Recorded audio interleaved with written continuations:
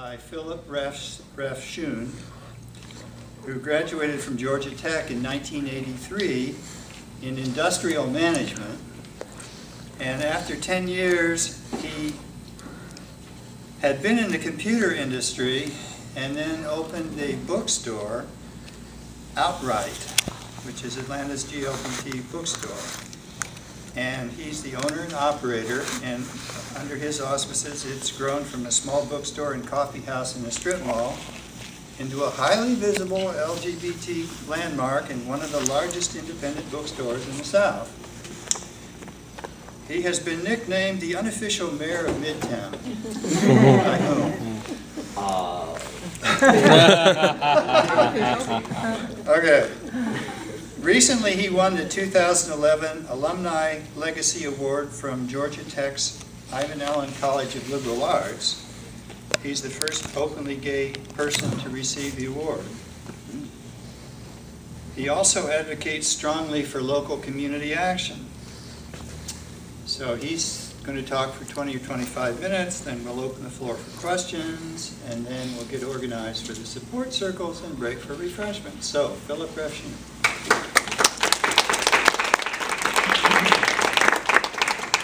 Thank you all for having me here today. It is a real pleasure to be speaking to PFLAG. It's been such a strong part of our community. It's helped so many people over the years. It's good to be back at this building. I'm from New York originally, but my folks brought me down here when I was 6 years old. So I like to say I've got the street smarts of a New Yorker, but I'm still a Southern gentleman. This building used to be a movie theater, and it was the Cinerama. And I think the first movie I ever saw here was The Sound of Music, which became my favorite movie. So I guess maybe at 6 years old that was a good inkling that I was gay, but it took me quite a while to deal with it.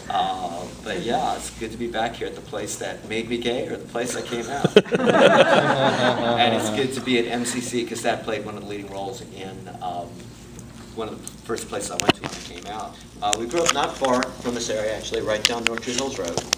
And a little bit about my background. I'll tell you a little bit about myself, and then I'll tell you about opening the store, tell you a little bit about the history of the store and what we do now, and then talk about the plea for community action that we put out there recently. I'm used to being on the other side of the podium where I generally introduce our speakers every week, and I haven't spoken about myself in the store for quite a while, so I'm real privileged to be here today. I had a pretty normal childhood, and I came out, I think I first realized I was gay when I was about 12 years old, which back in the 70s was a pretty early age to be coming out, but I had pretty liberal parents who were active in the arts and in the art scene, and I had pretty good access to information about where gays were and what they did, and they allowed me to have all the materials I needed as far as creative loafing and alternative papers to see what was going on in the city at that time, which was pretty much a very heavily gay and lesbian community back in the late 70s in Atlanta. So when I was 15, I finally got on the phone, and I remember we had no internet back then, and just started calling around and seeing, you know, I think caterers that my parents knew of, and I would be so afraid to talk on the phone. And I finally called the MCC church, and I just wanted to meet somebody at the time. That's all I wanted to do. And I said, do you have a youth group? And they said, no, we had one for a while, but it's not functioning right now. And that was the only place that had any type of youth organization. They said, well, do you just want to talk? And I was like, well, no, I just want to meet somebody, meet people on age. And I hung up the phone. And then I called back and said, yeah, you know, I do want somebody to talk to. And I was just very fortunate that I met a group of people through that helped me deal with the repression that I was feeling and my feelings towards other guys. And introduced me to other people, one that was in my own school that I didn't know at all.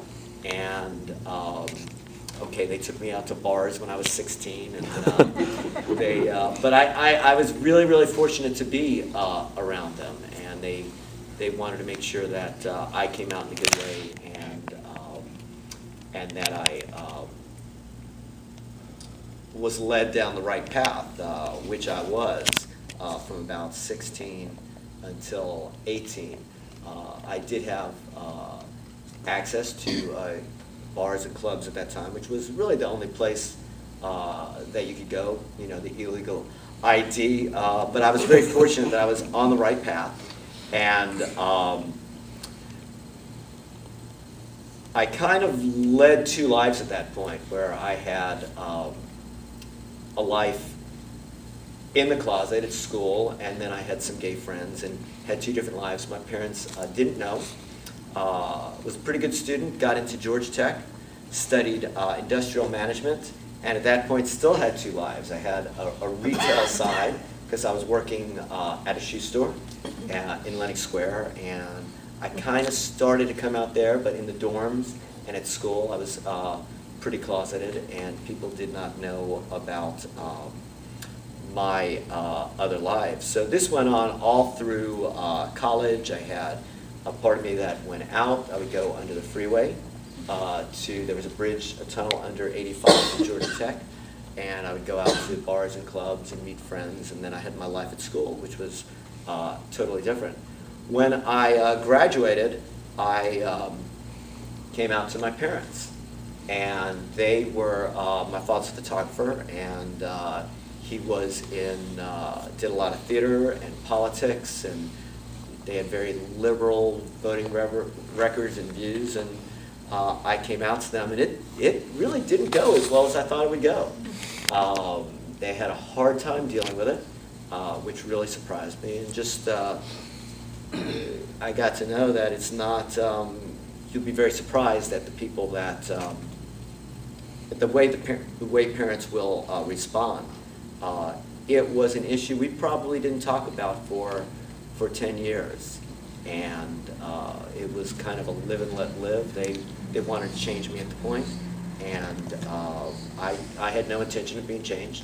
I had a good, strong base of friends and networks, and we had a very strong LGBT community where I knew that this was the way I was and there was no changing. And we probably didn't talk about it for 10 years. Along the way, I graduated college and got a job with NCR Corporation. And with NCR, I was selling mainframe computer products. They were, I wouldn't say as big as this room, but maybe about as big as that small room back there. NCR is a company that was originally National Cash Register. They had a retail division, a banking division, and an industrial division. And I wanted to be in the retail division because that's what I had done all through high school, all through college, and I love retail. But they decided, since I had the industrial degree from Georgia Tech, that I was meant to be out in the field selling mainframe computers to factories and warehouses and working with the good old boys out there. So I went and did that for another 5 years and learned a lot about corporate sales. They were great. They sent me up to Dayton, Ohio, and trained me in how to sell, how to work with clients, how to operate the mainframe computers. The PCs were just being developed at the time and just coming into regular use. And it was a great education in which I still had a double life, where I was not out at work, and I had my friends in my life, and my family was sort of dealing with it. And I did that for quite a while. My family's Jewish, and it's very funny because I worked very closely with a lot of the clients, and I was selling to the Savannah River site in the industrial complex in Augusta, Georgia, or Aiken, South Carolina, whatever side of the river it fell on. And these clients I would go in and work with every week. And finally, towards the end of my career there, they said, "You know, we just got to ask you something. is your family Jewish? I said, well, yeah. I said, oh, okay. We were just wondering. And they said, well, we got to ask you something else. And, you know, they didn't ask, and I didn't tell. And I guess it wasn't ready for me to come out of the closet at that point.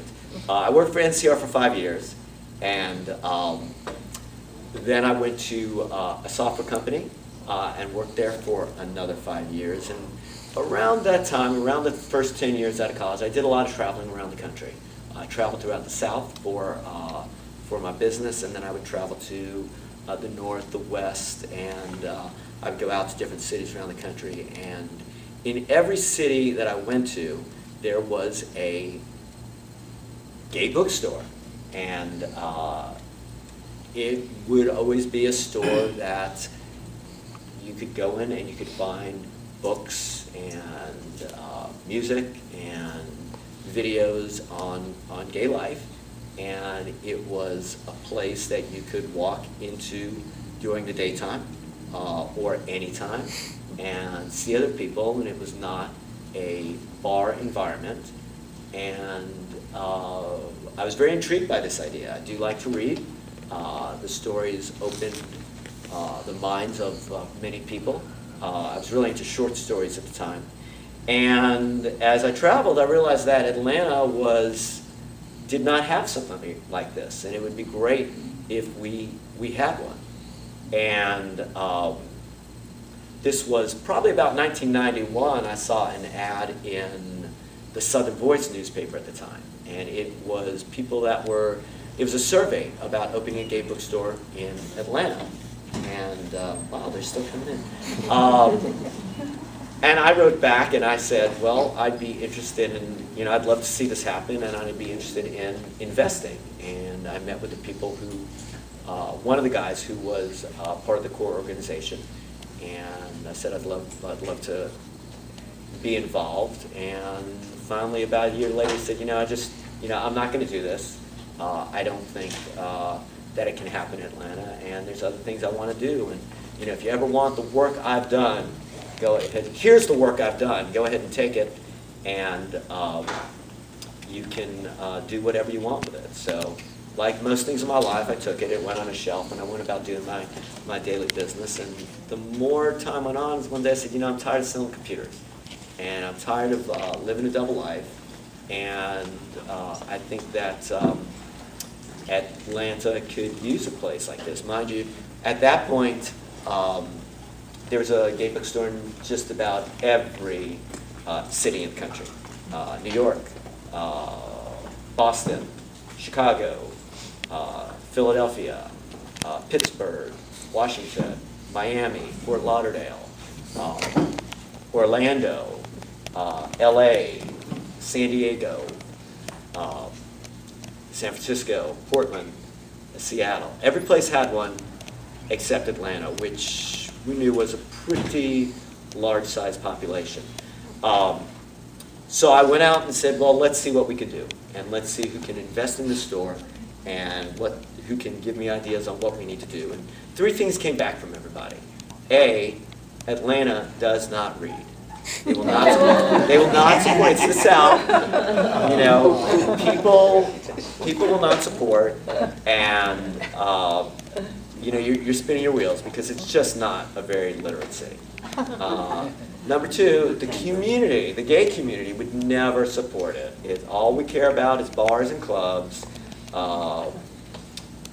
It's just not something that can happen. And number 3, there's this new thing called superstores, Borders and Barnes & Noble, and they are just going to destroy the book business. And I said, I think a little different about that. I know a lot of people who read, and I know that the people that I know from the bars and the clubs are the same people that we see at all the organizations, whether it be Georgia Equality, Human Rights Campaign, Aid Atlanta, that, it is the same people. It's not a nightlife community and a day life community.